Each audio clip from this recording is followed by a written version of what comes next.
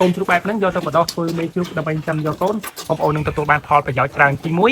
បងប្អូនគេដែលកូនកើតមកបើជ្រូកបើកតាគៀកធំជើងត្រង់ទម្ងន់ល្អវាអាចត្រង់នឹងពេលដែលពោះហើយកូនកើតមកងាយនឹងស្រួលកើតបងប្អូនទាំងអស់គ្នាចំណុចដែលតាគៀកបើកបាទបងប្អូនអ៊ំពមីងទាំងអស់គ្នាបាទបងប្អូនចង់ចាំជ្រូកបងប្អូនអ្នកអត់ដែលចិញ្ចឹមបាទដែលមិនទាន់បានដឹងចាក់ទៅនឹងការជ្រើសរើសពូជជ្រូកយកមកចិញ្ចឹមកូនជ្រូកបងប្អូនគួរតែមើលបាទប្រភេទកូនជ្រូកណា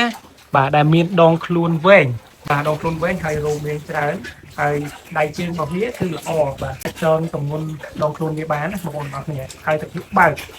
បងប្អូនដែលគាត់រើសកូនជ្រូកបែបហ្នឹងយកទៅបដោះធ្វើមេជ្រូកដើម្បីចាំយកកូនបងប្អូននឹងទទួលបានផលប្រយោជន៍ច្រើនទី1បងប្អូនគេដែលកូនកើតមក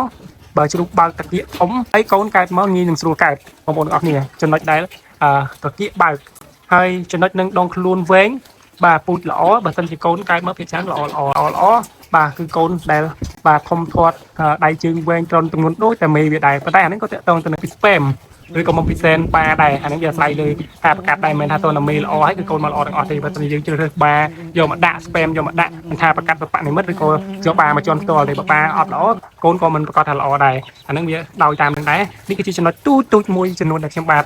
សុឋានចែករំលែកតាមរយៈការដឹងខ្ញុំបន្តិចបន្តួចពីដែលខ្ញុំដើរទៅពីខេត្តមួយទៅខេត្តមួយនឹងការរៀនសូត្ររបស់ខ្ញុំតាមរយៈសាលារៀនរបស់ខ្ញុំផ្ទាល់អញ្ចឹងបងប្អូនទាំងអស់គ្នាគិតថាវីដេអូនេះល្អកុំភ្លេចជួយ like share follow page បាទ Depo របស់ខ្ញុំបាទសុឋាន